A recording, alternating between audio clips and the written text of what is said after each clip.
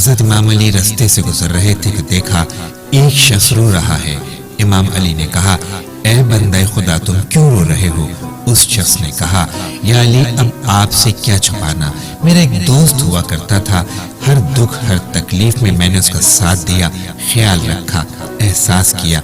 آج وہ امیر ہو گیا، اس کے پاس بہت پیسے آ گئے ہیں، اب وہ مجھ سے بات تک نہیں کرتا، ایسے جیسے مجھے پہچانتا تک نہیں۔ بس یہ کہنا تھا تو امام علی نے فرمایا اے شخص یاد رکھنا،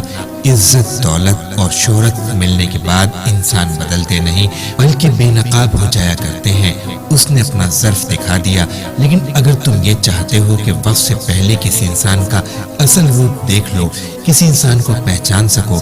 کہ یہ انسان تمہارے لیے بہتر دوست ثابت ہوگا یا نہیں، تو اس کے ساتھ گوشت کھایا کرو۔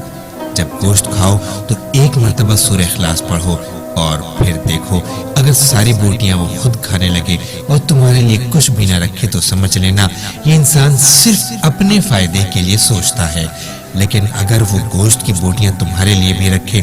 اپنے لیے بھی رکھے تو سمجھنا یہ عدل پسند ہے، جو اپنے لیے پسند کرے گا وہی تمہارے لیے پسند کرے گا، لیکن اگر سارے کا سارا گوشت تمہیں دے دے تو پھر سمجھ لینا یہ اپنے وجود سے زیادہ تمہارا خیال و احساس کرے گا